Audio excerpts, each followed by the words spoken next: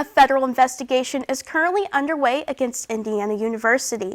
The federal government is naming IU Bloomington as one of the 60 schools accused of failing to protect Jewish students. The U.S. Department of Education launched the probe, alleging university officials did not do enough to prevent anti-Semitism on campus. This stems from political protest surrounding the ongoing conflict between Israel and Palestine. I spoke with pro-Israel and pro-Palestine leaders to understand what's driving this investigation and what it could mean for students here at IU.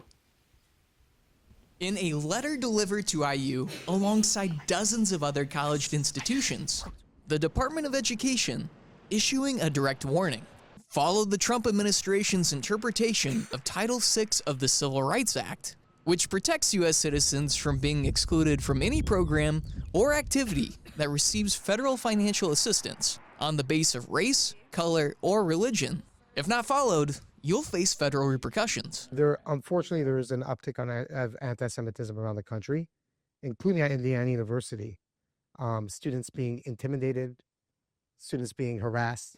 Rabbi Kunin of IU Shabbat says Jewish students have faced anti-Semitism, both on campus and in the classroom, making this federal investigation both necessary and warranted.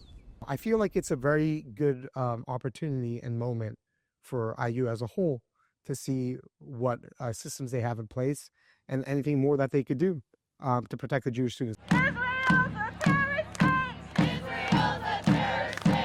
The Indiana Daily Student reports the Department of Education's investigation stems from a complaint filed by the conservative media group known as Campus Reform, in response to last spring's pro-Palestine protest in Dunn Meadow. Free Palestine! Free Palestine! That demonstration drew a heavy police presence, including a sniper on a nearby rooftop, and escalated into a tense standoff between pro-Palestine and pro-Israel supporters.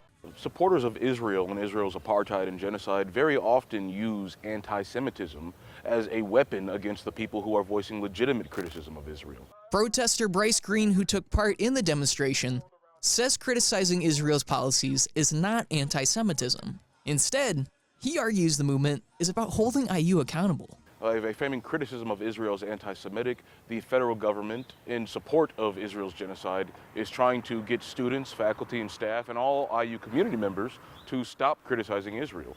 But the fact is, Israel's committing genocide, and it's incumbent on anyone of humanity and conscience to speak out against that.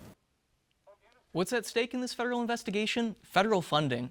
Columbia University, one of the 60 schools under the Trump administration's anti-Semitism probe, has already seen over $400 million in grants and contracts stripped away due to their pro-Palestine protest on campus. While it is unclear what impact this investigation could have on Indiana University, IU has remained silent.